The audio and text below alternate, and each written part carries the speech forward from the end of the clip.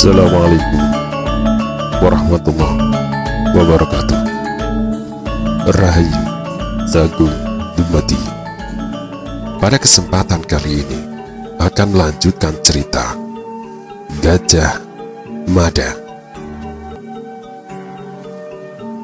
Namun, andai kata mereka berhasil melewati dinding pun masih dihadang oleh kolam memanjang berpagar semak perdu yang juga memanjang, yang dibalik rumpun lebatnya semak dan perdu itu anak panah dan lembing mengintai. Kalian telah siap? Tumenggung Panjiwatang berteriak, "Siap!" Jawab prajurit bawahannya serentak. Panjiwatang tersenyum, yakin kemenangan berada dalam genggamannya. Akan ada hujan anak panah dari balik dinding, Panjiwatang berteriak. Namun jangan ragu dan takut menghadapi upaya prajurit Bayangkara yang sia-sia itu, yang menggunakan tameng di depan melindungi mereka yang membawa tangga. Dari tempat yang lebih tinggi, Tumenggung Panjiwatang memperhatikan segenap prajurit Jalayuda yang telah pasang gelar Garuda Layang. Dengan gelar perang yang kukuh seperti itu, Tumenggung Panjiwatang merasa akan mudah sekali menggempur dinding istana. "Serbu!" teriak Panjiwatang. Perintah telah diberikan, disambut dengan teriakan riuh para prajurit yang mulai bergerak. Tabur dan genderang pembakar semangat dipukul bertalu-talu, susul menyusul tanpa henti. Dari balik dinding, para Bayangkara merentang gendewa. Panah telah ditempatkan pada tali.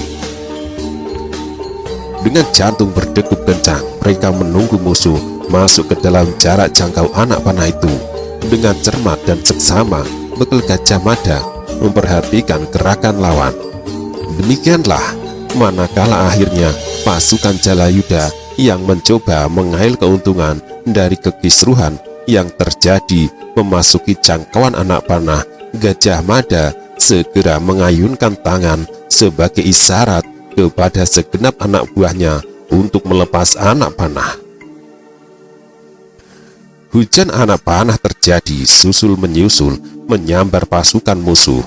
Meski pasukan Jalayuda menggunakan tameng, anak panah itu mampu menyelinap. Pasukan Bayangkara adalah pasukan yang amat terlatih, berkemampuan luar biasa. Hampir semua prajurit Bayangkara berkemampuan melepas anak panah dengan cermat dan akurat. Walaupun gerakan musuh itu dilindungi oleh tameng, anak panah yang dilepas mampu menerobos di sela-selanya menggapai sasaran. Panjiwatang kaget, disangkanya pasukan Bayangkara bisa melakukan hal yang nyaris langka itu. Panjiwatang tentu tak pernah membayangkan betapa setiap hari dan setiap saat para Bayangkara selalu berlatih dan menyempurnakan kemampuan. Dalam hal kemampuan melepas anak panah, sasaran yang digunakan bukan hanya benda diam, melainkan juga benda yang bergerak, bahkan benda bergerak cepat. Segenap prajurit yang dilindungi tameng itu berderap, berlari bersama. Namun, sekali lagi, hujan anak panah berhamburan dari dinding kukuh yang melindungi istana. Beberapa prajurit Jalayuda kembali bergelimangan. Pada saat yang demikian itulah, tiba-tiba terdengar suara bergetar nyaring. Suara bendi yang dipukul bertalu-talu menggetarkan udara. Getar bendi itu ternyata mampu membenamkan ingar-ingar, tabur, dan genderang. Tumenggung Panjiwatang merasa permukaan hatinya berdesir oleh pembawa luar biasa yang berasal dari bendi itu. Tumenggung Panjiwatang lebih kaget lagi manakala dari balik dinding sebelah selatan dan utara secara bersamaan muncul sebuah barisan lengkap dengan lambang-lambangnya. Panjiwatang bergegas memberi isyarat. Sangkakala segera ditiup melengking menerjemahkan perintah Tumenggung Panjiwatang itu. Pasukan yang semula bergerak siap menjebol dinding, menerobos hujan anak panah, segera ditata kembali.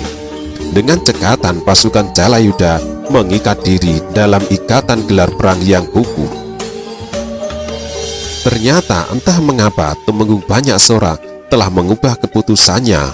Semula pasukannya tetap menjadi satu dalam pasukan Cakrabyuha, namun sebuah gagasan telah muncul untuk memecah pasukan gabungan antara Jalapati dan Jalarananggana itu menjadi dua, dan masing-masing muncul bersamaan dari arah utara dan selatan.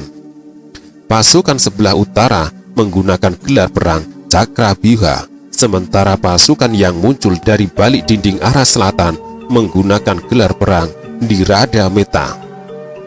Cakrabyuha dan Diradameta siap menghajar Garuda Layang.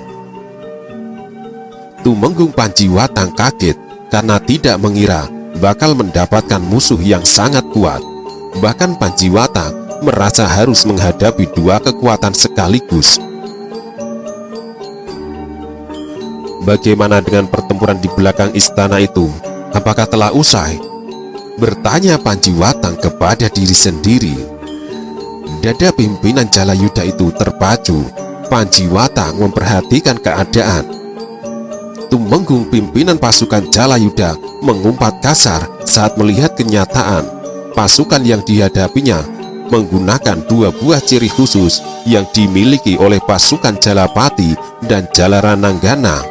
Menggigil Panjiwatang melihat kenyataan itu. Keparat, umpatnya, iblis.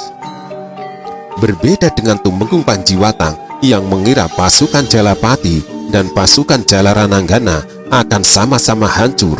Dengan demikian pasukan Jalayuda tinggal menginjak siapapun yang akan muncul menjadi pemenang. Sebaliknya, Rakuti telah menduga hal itu akan terjadi. Rakyat Kuti yang dilihat selalu bersama-sama dengan para rakyat Wenesuka yang lain terpaksa harus menggeleng-gelengkan kepala melihat Jalapati dan Jalarananggana bisa bersatu. Gila, desis Rakuti. Bagaimana dengan nasib Punjut Luntar? Orang itu menyerah atau sudah mampus di tangan Banyaksora? Sebagaimana Tumenggung Panjiwatang, Rakuti merasa pasukan Jalayuda tengah menghadapi dua buah kekuatan.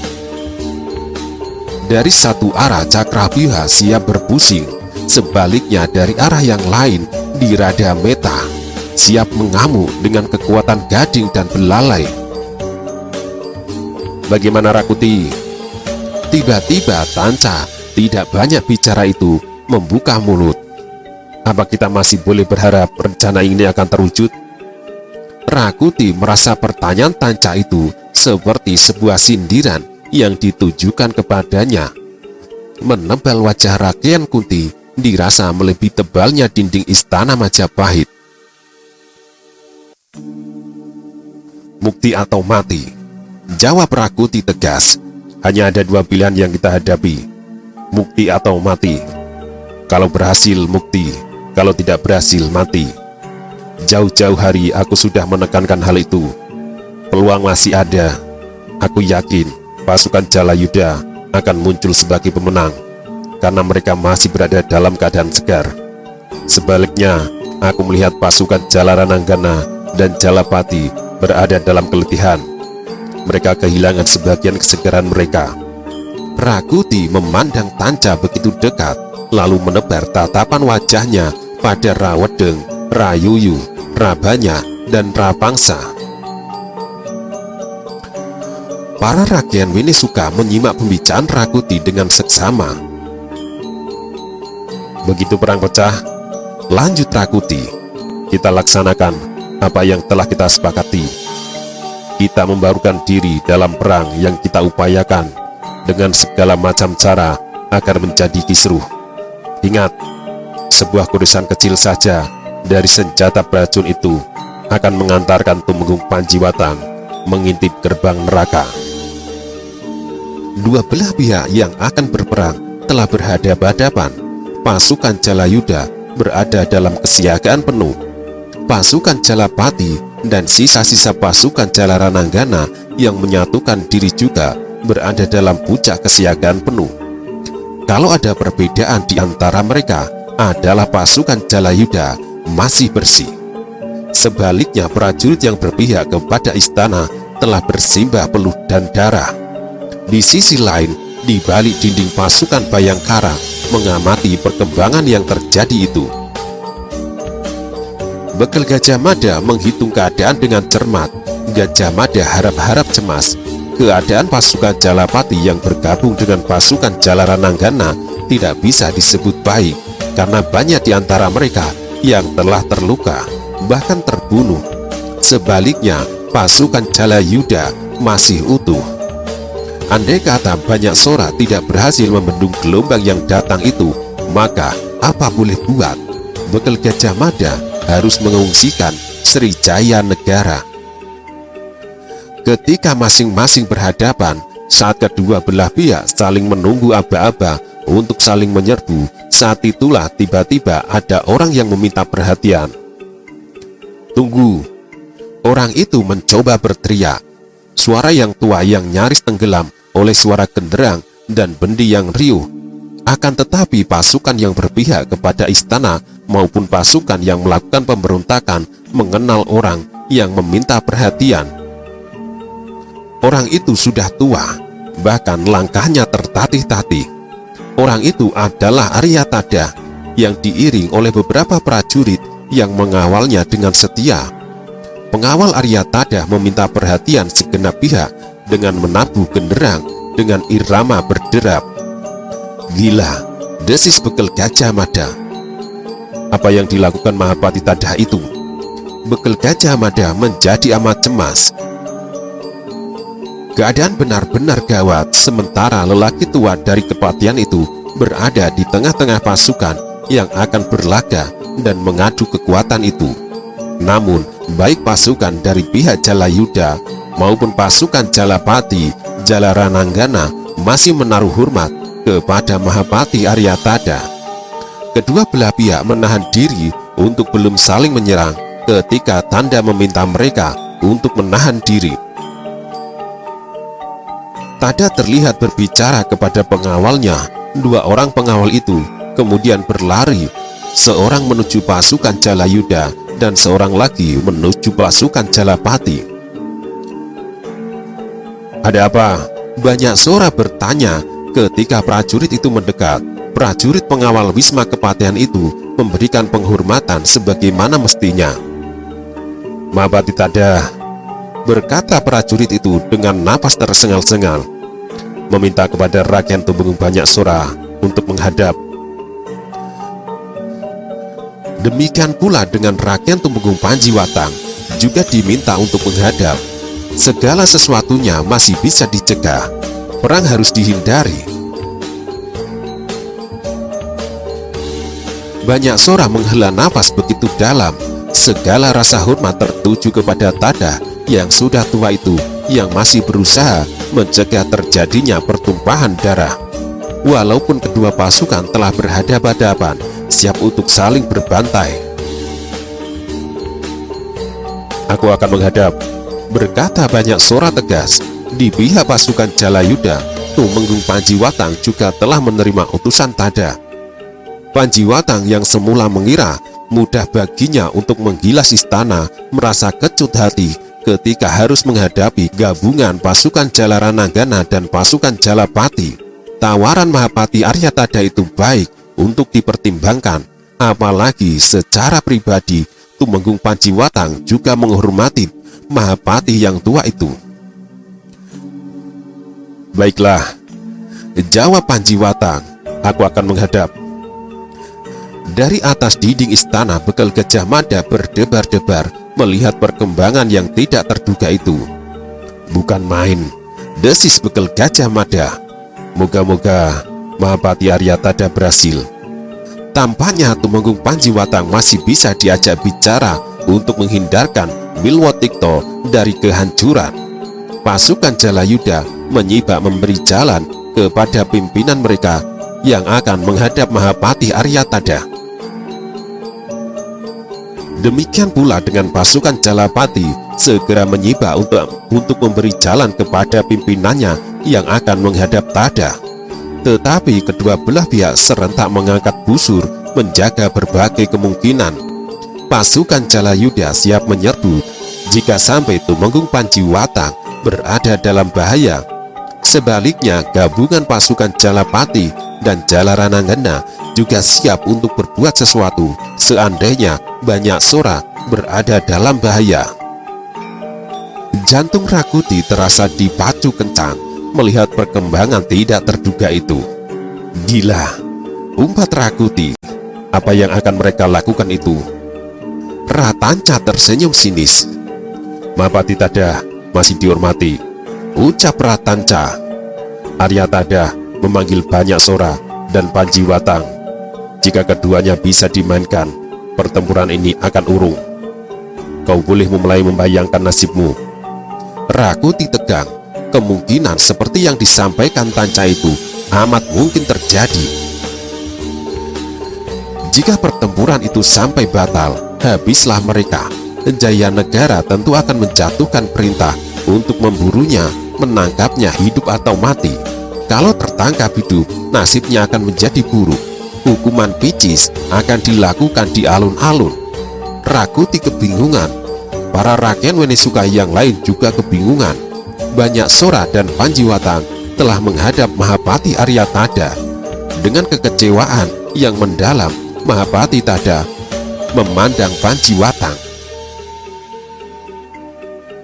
Panjiwatang yang merasa berada di pihak yang salah berulang kali membuang wajah menghindari tatapan wajah baik dengan Mahapati Tada maupun Banyak Sora. Berulang kali Tada menghela tarikan nafas panjang, berusaha meredakan gejolak di dalam dadanya yang ringkih karena usia yang sudah lanjut itu. Bahkan sesekali batuknya bergetar di antara kata-katanya yang serak syarat keprihatinan. Banyak Sora, Tada berkata datar. Banyak Sora yang tidak menggeser tatapan matanya dari wajah Panjiwatang menoleh kepada Tada. Saya Mahapati, jawab Banyak Sora. Kuminta kamu merintahkan kepada pasukanmu untuk mengendalikan diri. Lihat, mereka semua mengangkat busur dengan anak panah siap menghujani kita. Banyak Sora memandang pasukannya. Jalapati dan Jalarananggana memang berada dalam kesiagaan tertinggi. Banyak Sora tidak memberi jawaban karena di antara prajurit Jalayuda yang memegang watang juga merentang busur dengan anak panah siap melesat pula. Juga kepadamu Panjiwatang, lanjut Tada. Rasanya gemetar kakiku yang tua ini berada di bawah ancaman busur-busur yang siap menerbangkan ratusan, bahkan mungkin ribuan anak panah. Lakukan bersama-sama. Beri perintah kepada mereka untuk tidak melakukan itu. Kalian tidak keberatan, bukan? Panjiwatang dan Banyak Sora dengan bersamaan memberikan isyarat kepada segenap prajuritnya untuk menurunkan anak panah masing-masing. Para prajurit dari kedua belah pihak rupanya menyadari pimpinan mereka sedang berunding. Sebagian prajurit ada yang merasa lega karena berharap pertumpahan darah bisa dihindari. Sebagian lainnya justru tidak sabar lagi. Di sisi lain, seperti terpojok di sudut, Rakuti dan Wenesuka lain kebingungan. Bagaimana keadaanmu, Watang? Dengan aneh Tada bertanya. Pertanyaan itu membuat Panjiwatang kebingungan. Dalam keadaan yang kisruh seperti itu, Mahapati Tada masih sempat-sempatnya menanyakan kabar keselamatan. Panjiwatang gelisah. Keadaanku baik Mahapati, jawab sambil menunduk. Dan kau Banyak Sora? Mahapati Tada menoleh kepada Banyak Sora.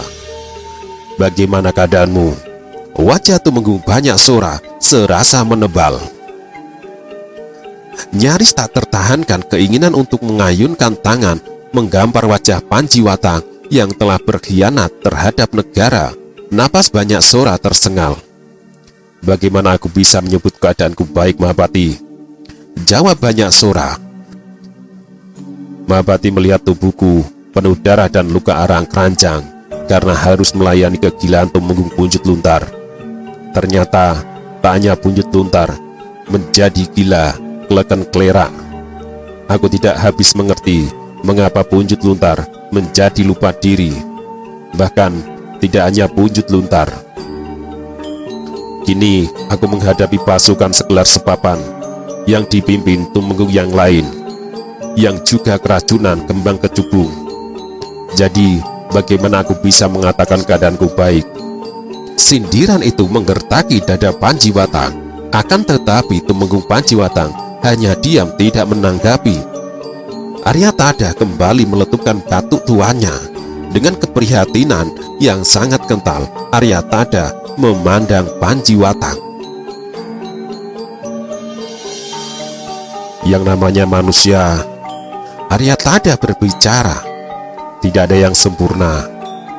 Semua adalah tempat segala macam ketidaksempurnaan serta berbagai kekurangan. Manusia sering alpa dan lupa diri. Hal semacam itulah yang saat ini terjadi.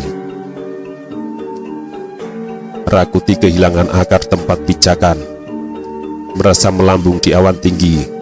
Jika dianggap penyakit, maka penyakit yang disandang Rakuti telah menulari Punjut Luntar, bahkan Tumenggung Panjiwatang. Tak kau sadari itu Panjiwatang? Kau melakukan tindakan salah. Panjiwatang menunduk. Apa yang kau cari dengan petualanganmu ini? Lanjut Tada dengan suara datar dan kecewa. Panjiwatang kesulitan untuk menjawab. Banyak Sora tersenyum sinis. Punjut Luntar menjadi gila karena kesengsem jabatan Mahapati. Berbicara Banyak Sora dengan nada suara ketus, karena iming-iming akan mendapat kedudukan sebagai Mahapati dari Rakuti. Punjut Luntar langsung mabuk. Namun ternyata pimpinan Jalayuda menyimpan angan-angan yang lebih gila. Gusti Mahapati, pimpinan Jalayuda ini menginginkan kedudukan sebagai raja. Ia berharap pasukan Jalapati dan pasukan Jalarananggana akan sama-sama hancur, sehingga ia bisa muncul di atas bangkai-bangkai yang berserakan, tampil sebagai pemenang. Panjiwatang merasa berdiri di atas bara, dibeleceti macam itu menyebabkan Panjiwatang tidak berkutik. Kalau boleh aku menawarkan, berkata Tada, mari kita lupakan kejadian ini. Perang yang sangat berdarah dan meminta korban sangat banyak masih bisa kita hindari. Kalau kau menginginkan kedudukan sebagai raja, apa boleh buat, kau harus melanjutkan perang ini sampai hancur-hancuran.